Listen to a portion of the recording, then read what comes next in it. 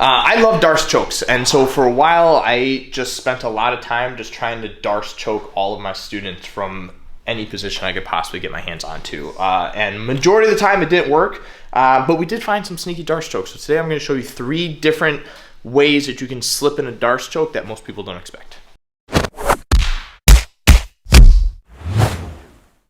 And I've been using this one for years. This one isn't new to me, but we'll show it to you anyway. It's usually when you're like your knee cutting and then bite down on this foot, so you're essentially in like a half guard position, right? And I'm not able to get this underhook. They immediately look to kind of start framing, posting off on you, or you're just having trouble trying to pass them. I like to slip in a Darce choke from here, and I'm pretty much just going to look to get behind this elbow. Now, if they're keeping it tight, you're going to have to work for it a little bit more, but this works really well if they start kind of pushing off on you. And what I have to do is clear this. I can't just kind of like drop this arm through. If I do it this way, I have to really kind of drop my shoulder here, but I do risk kind of shifting my weight too far this direction. So a lot of times when they are posting, I'll kind of go 2 hands on one, and as I clear this elbow, I'll then shoot this arm through and just completely collapse my chest behind the tricep. Then from here, it's just finishing the Darce, right? So we lock our hands, we kind of crank the head down a little bit to apply the pressure. Now I kind of start slipping in the other arm, we secure it. Now, even if he's still biting and holding on to my foot, I can still kind of sit here and apply the pressure, squeeze, and we can get the choke.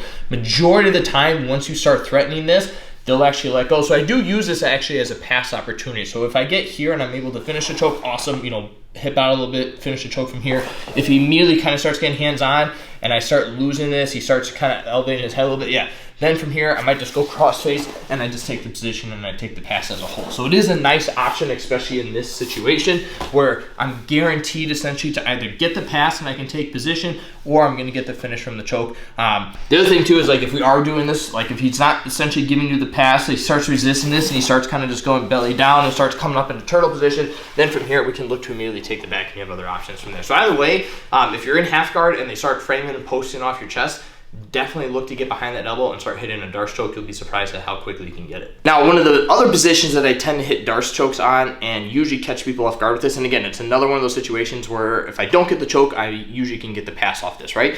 They're on your back, they got hooks in, they got the seatbelt grip. We fall to one side. Now, this works if we fall to the underhook side, right? So if they got their choking arm on the top, I'm immediately gonna look to start defending. Obviously, yes, I wanna worry about trying to, you know, keep them from locking body locks and all that stuff like as much as possible. But what I wanna do is clear this choking arm up and over my head, and I need to make sure that I immediately tuck my head tightly behind the tricep and just lock down this arm right away. So I'm trying to keep this arm as straight as possible. Now from here, I take my top arm, I'm gonna exchange and get a good grip. I'm now gonna take my bottom arm and look to scoop behind their head. So now technically, I'm going from the armpit to the opposite neck, so I am in a Darce choking position. Now, I'm simply just gonna start cranking down on this head a little bit. Now I'm gonna take my top arm again and start locking down. The chances of me finishing the Darce from here are slim, but what I'm able to do is as I start applying pressure here on the head and the neck, and I start turning into him, even if he still has some form of a grip on me, if I start applying pressure, the more he resists, it's actually gonna turn into a crank for him. So a lot of times they're actually going to release those grips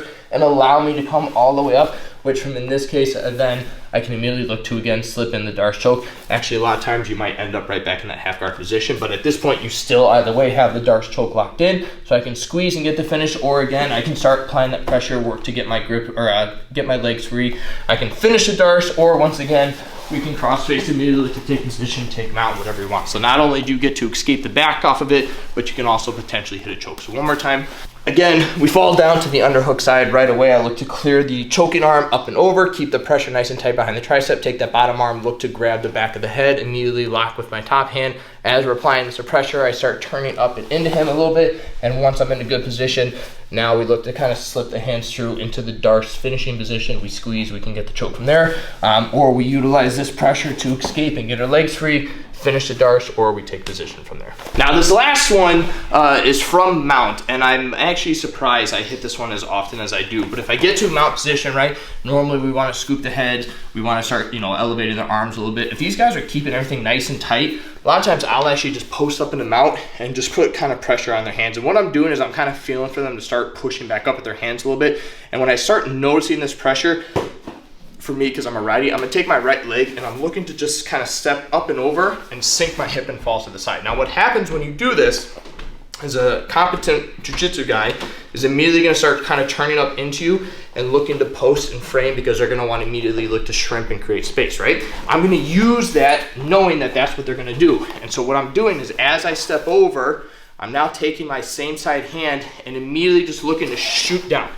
And I'm landing in this darce position where, again, from the armpits to the opposite side of the neck, I'm landing in that darce position. Right away, I'm going to scoop the back of the head, immediately turn in, lock up my hands, and then from here, again, it's just a matter of getting it all tightened and secured from this position. But again, we can immediately look to apply the pressure. So when you're in this mount, we're pressing, he's resisting, I come over and I immediately look to drop, and we scoop the back of the head. Again, I'm looking to get behind that elbow as much as possible, and we can kind of start framing. Now, I don't hit this all the time. There are times, just like this exact situation, where I might kind of land short a little bit. And if that's the case, I can immediately look to kind of come up, maybe grab a guillotine, and then I can finagle my other arm in there and we can still kind of get the finish. So you might have to kind of clean it up a little bit, but just know when you do a quick step over like that, most guys are going to immediately look to post frame and start looking to create space. So use that as an opportunity to slip in a quick darce choke. And again, I'm actually quite surprised at how often I actually hit this.